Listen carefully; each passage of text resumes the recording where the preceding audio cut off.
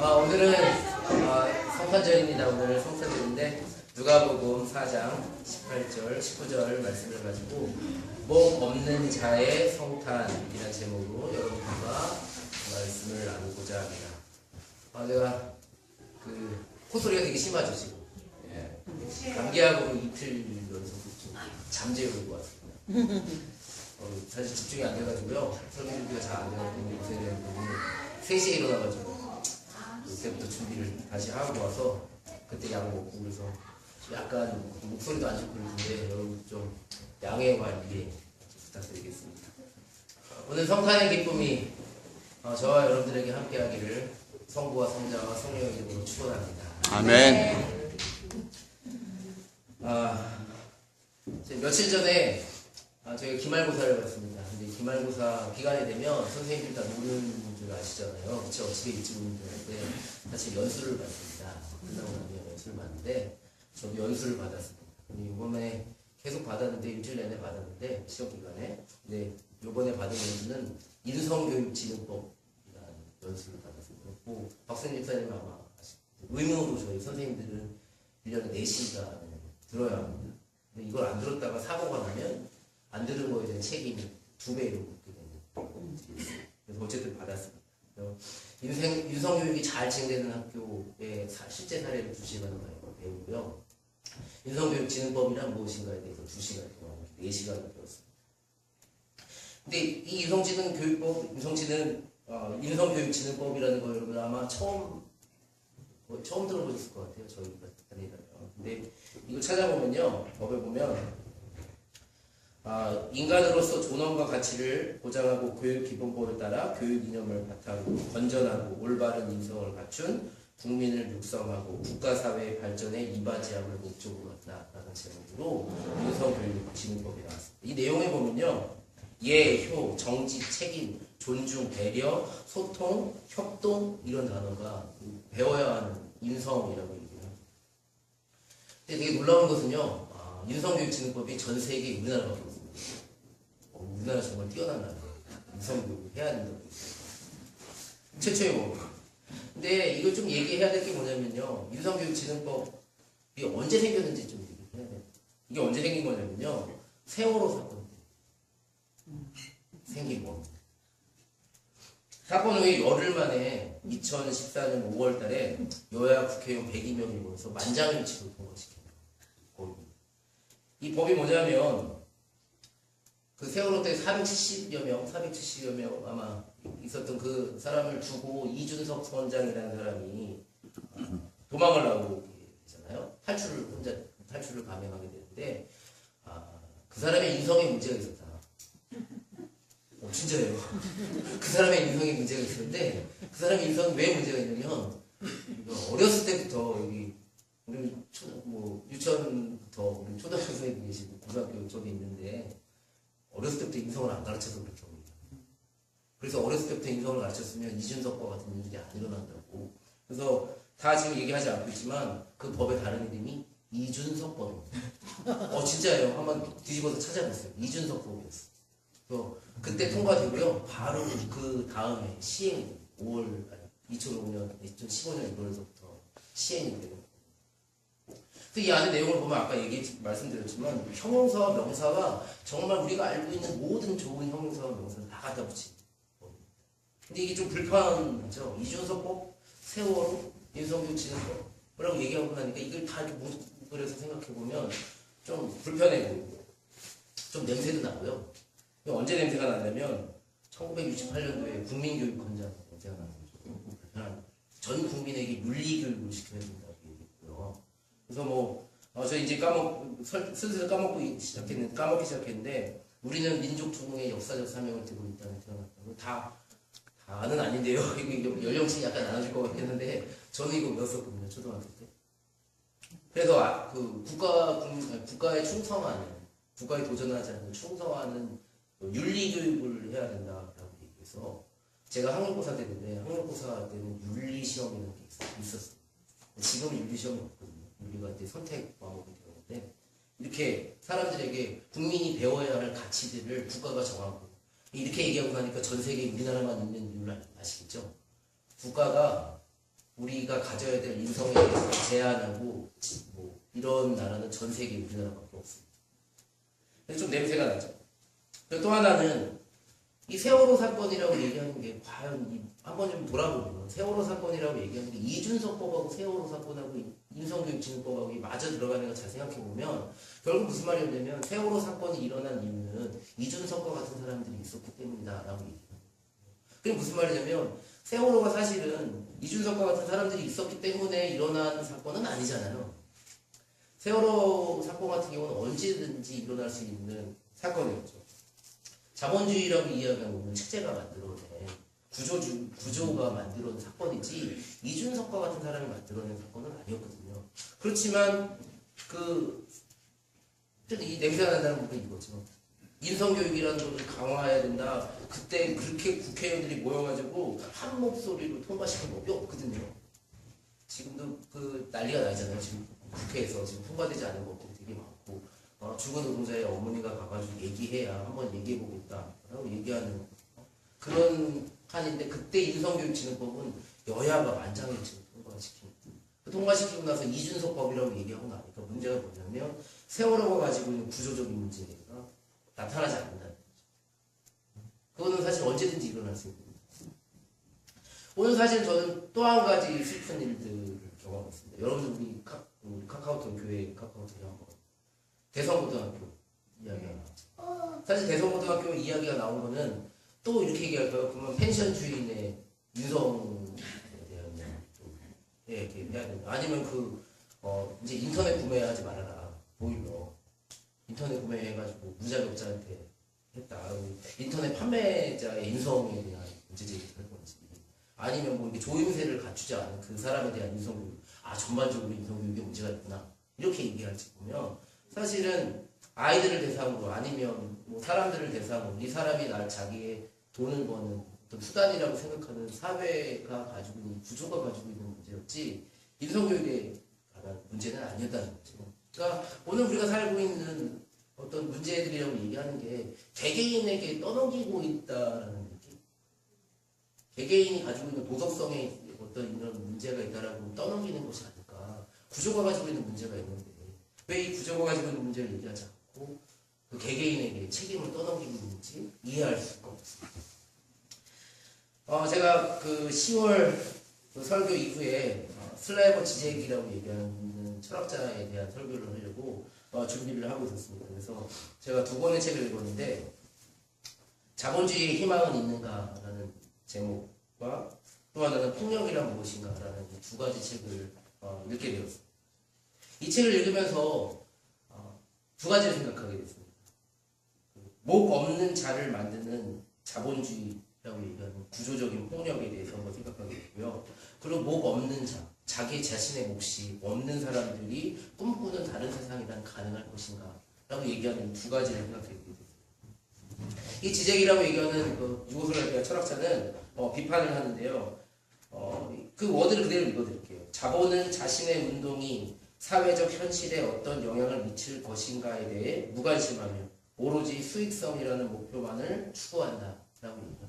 자본주의라고 얘기하는 것, 자본이라고 얘기하는 것은 그것이 어떤 일들이 일어나게 할지 있잖아요. 세월호, 대성고등학교 이런 것들이 일어나는 어떤 영향에 대해서 어떤 영향을 미칠 거에 대해서는 별로 생각하지 않는다는 거죠. 그리고 거기에 가장 중요한 거는 수익성, 그걸 통해서 돈을 벌 수 있을 것이다 라고 얘기하는 그것만.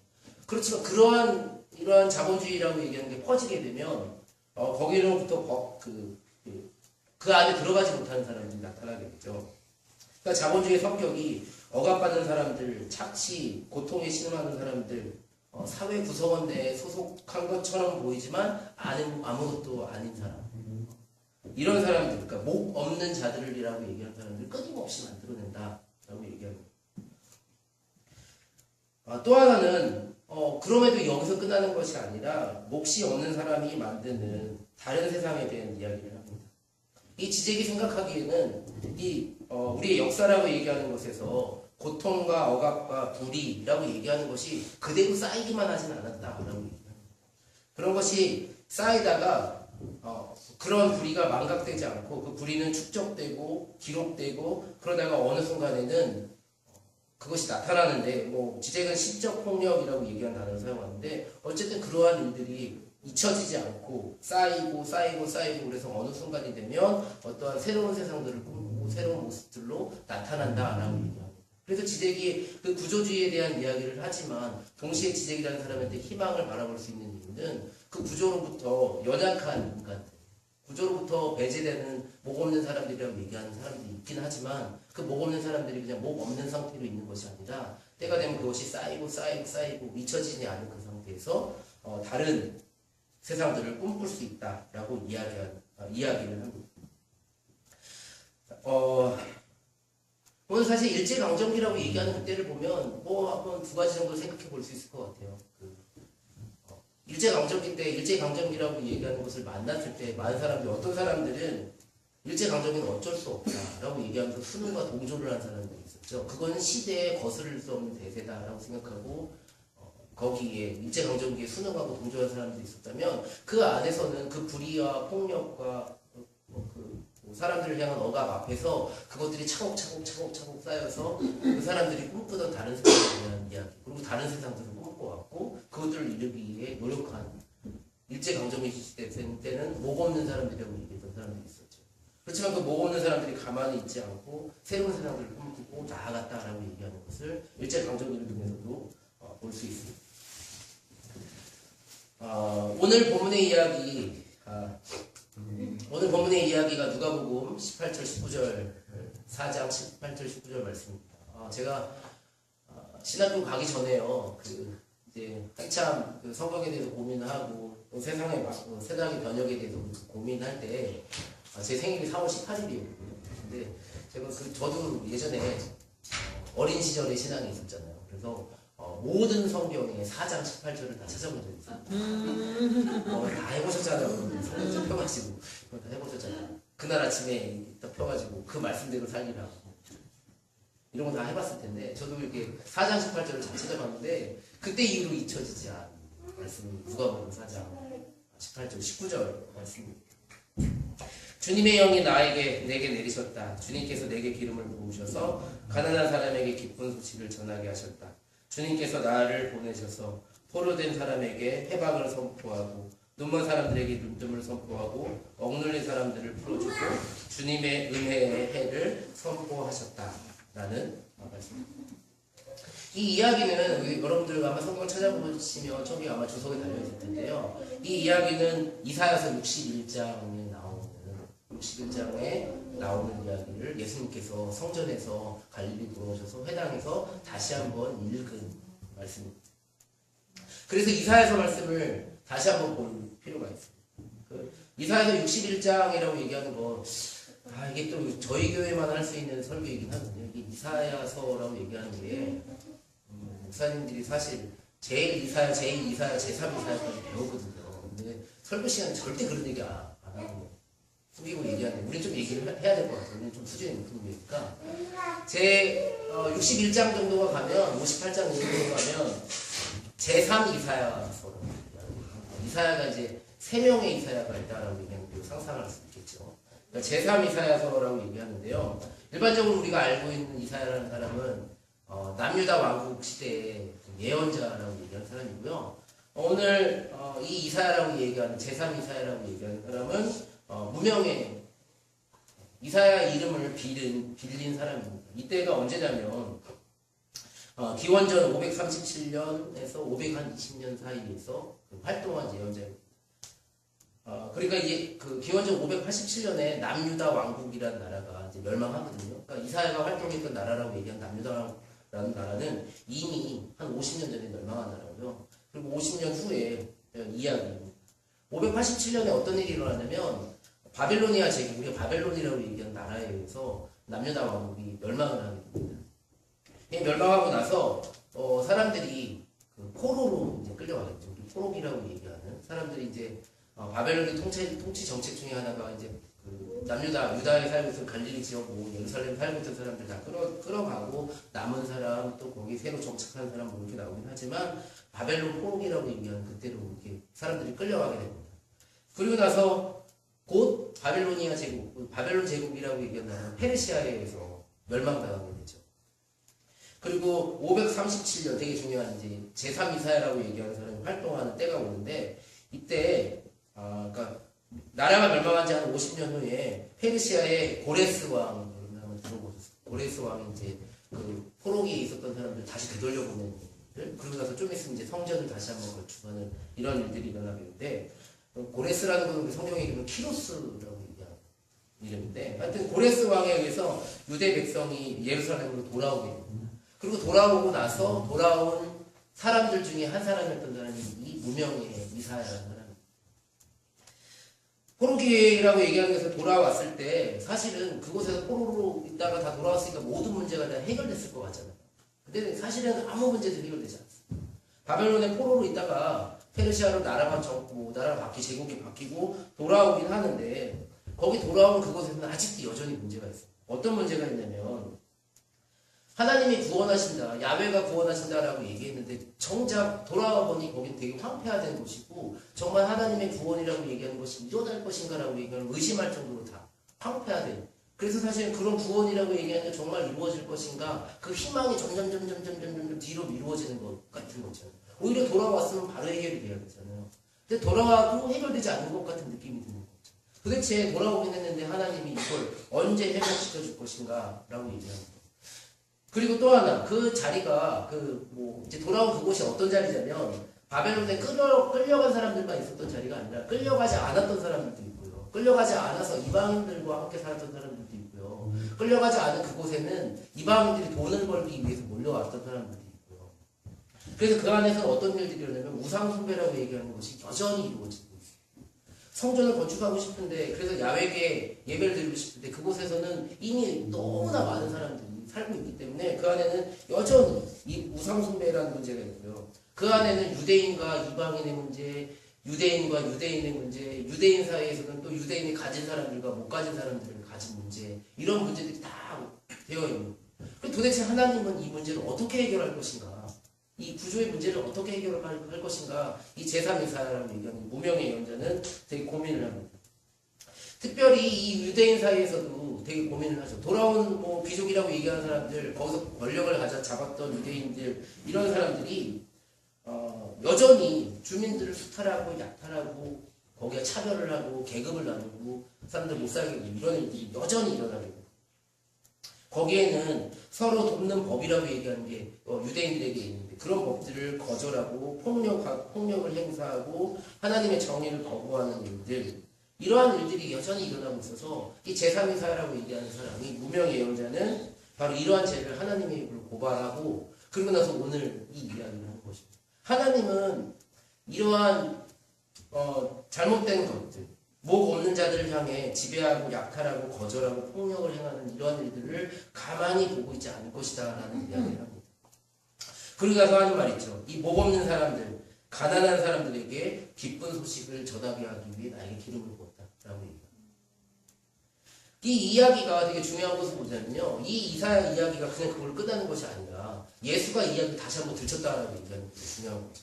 그 이야기가 하나님의 예전에 이사야 제3이사야 시대에 다시 개입하셨던 것처럼 하나님은 다시 개입하실 것이다. 하나님 이 땅에 다시 한번 이야기하실 것이다 라고 얘기하면서 이사야서를 인용하게 됩니다. 예수가 지금 이사야서를 읽고 있는 이곳이 어디냐면 갈릴리라고 이야기하는 지역에서 이 성경 말씀을, 이사야서 말씀을 읽고 있습니다. 우리 교회에서 이 본문에 대한 이야기, 갈릴리 이야기 나오면 맨날 얘기하는 게 있죠. 그것은 정치적으로는 로마 제국의 식민지라고 얘기하는 그런 곳이죠. 정치적 억압이 있었던 곳이고요. 경제적 억압에 대한 이야기도 있죠. 갈릴리 호수라고 얘기하는 거 사람들 되게 목가적으로 느끼잖아요.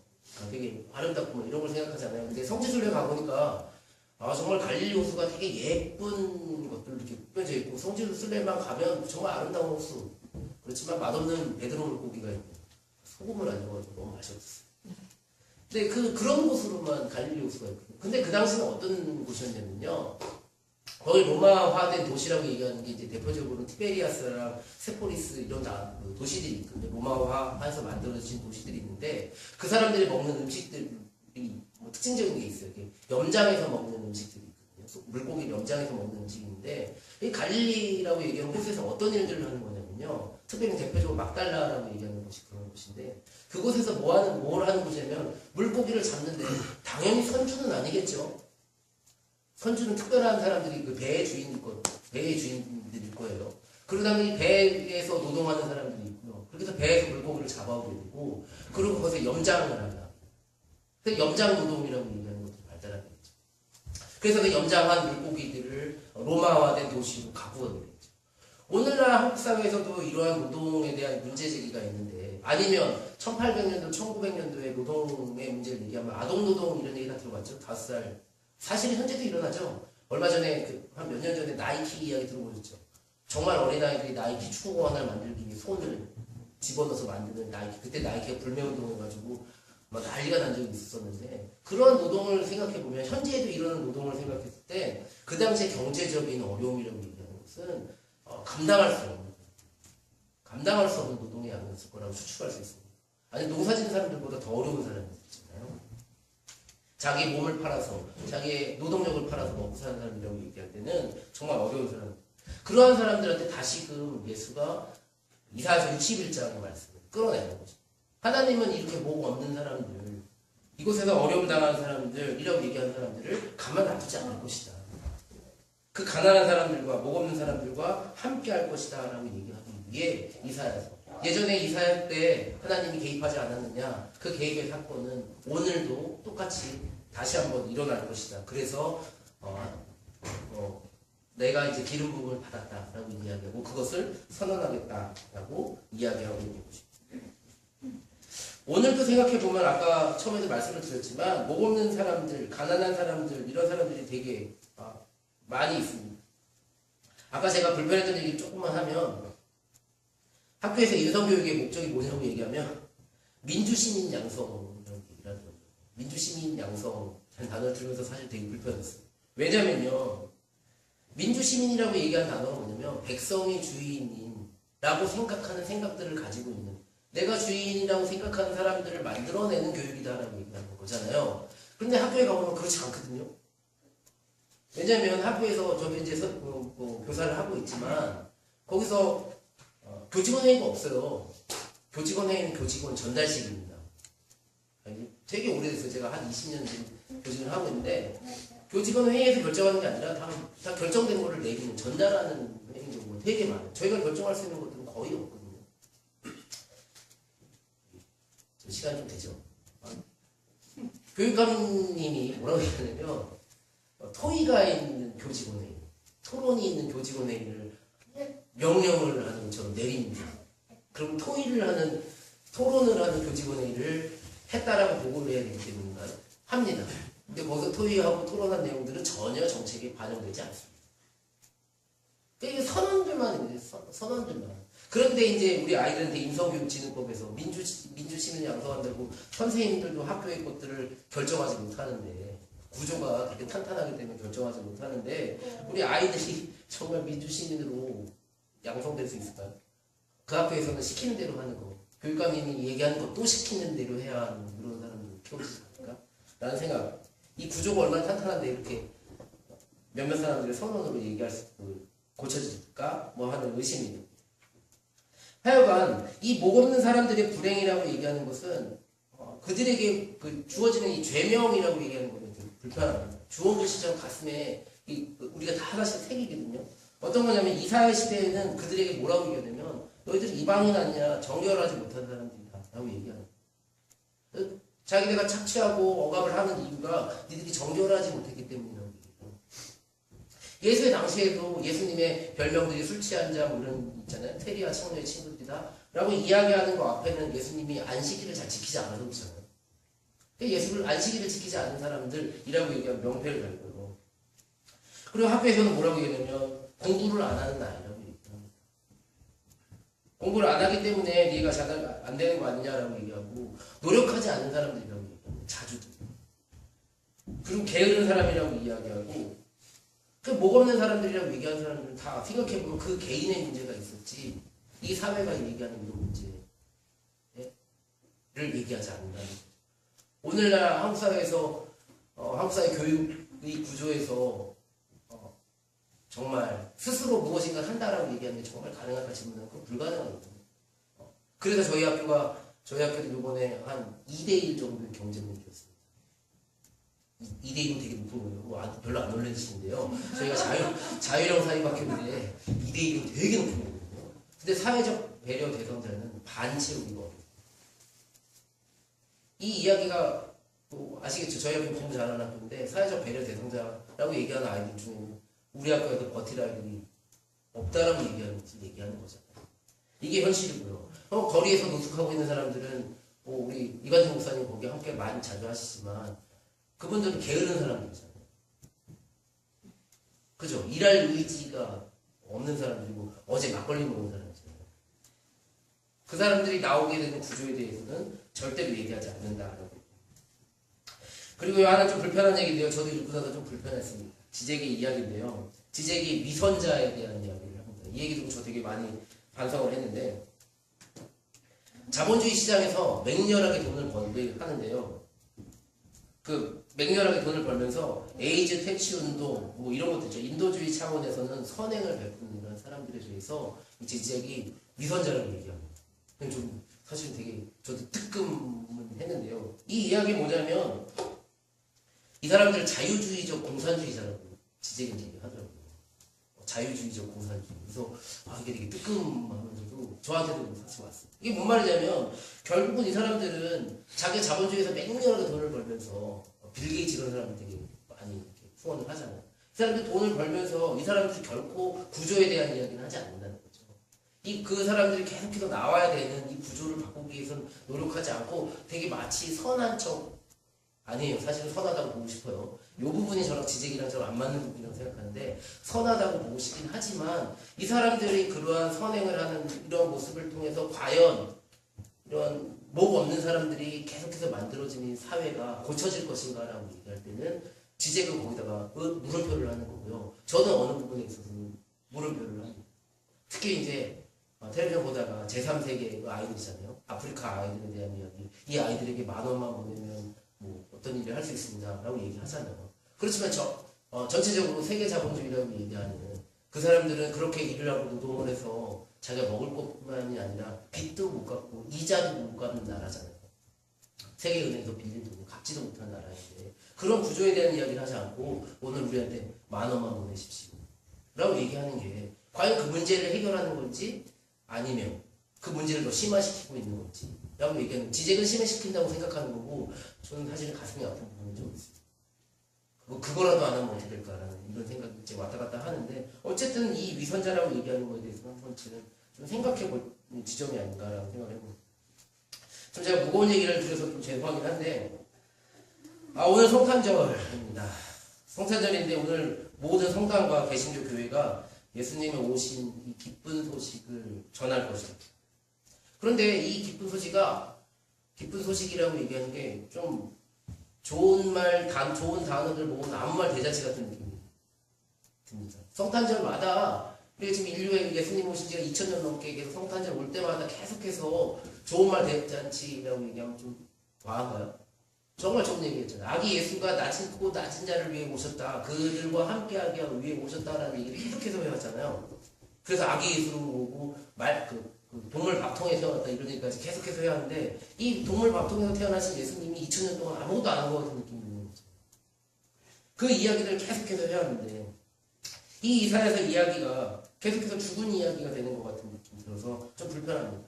이제 이 이야기가 예수의 오신 그 기쁜 이야기가 아무 말 대잔치가 아니라 정말 의미 있는 말들이 되려면 어떻게 해야 될 것인가 라는 것을 좀 생각해 봐야 된다.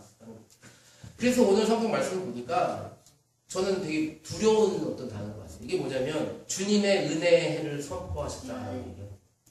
주님의 은혜해. 이게 주님의 은혜라고 얘기하는 거는 로마의 달력이 돌아가고 있을 때 로마의 달력이 아니라 그 시대가 돌아가고 있는 로마의 달력이 아니라 주님의 은혜해라고 얘기하는 새로운 어떤 시대가 열리고 있다라고 얘기하는 거고 그냥 대충 이 시대에서 대충 뜯어 고쳐가지고 돈 10,000원 보내서 좋은 말 대잔치 해가지고 사람들한테 마음의 위로 조금 더 주고 이런 게 아니라 정말 주님의 은혜를 선포한다라고 얘기하는 거예요. 새로운 세상에 대해서 이야기하고 있다. 이제 새로운 세상들이 열릴 것이다 라고 얘기하는 거. 그거 내가 하겠다. 예수님께서 오늘 이야기하고 있지 않은가 이게 보게 됩니다. 저는 예수님의 이름을 되게 좋아하는데요.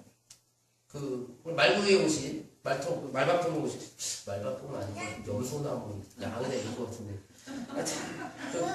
동물의 밥통에 오신 그분 목 없는 그분을 우리가 뭐라고 부르냐면 임마누엘이라고 얘기하잖아요. 하나님이 우리와 함께 하신다라고 얘기하십니다. 그 하나님이 우리와 함께 하신다는 거 저는 제가 믿음이 부족해서 그런지 모르겠는데 저 위에서 더 좋은 것, 더 멋들어진 것, 남보다 훌륭해 보이는 것, 남들의 존경을 받는 것, 존경받을 만한 것들을 예수님이 준비해주고 계시다고 생각하고 저는 지금 이 낮고 낮은 곳, 잘 모르겠지만 확실한 것은 이 낮고 낮은 곳, 그래서 신음소리가 들리는 곳, 그래서 정말 도움이 필요하다라고 얘기하는 그곳에 하나님이 함께 하신다라고 있습니다. 그리고 그 나머지 것들은 잘 모르겠어요. 그래서 하나님이 위로가 되신다라고 얘기합니다. 믿고 싶습니다.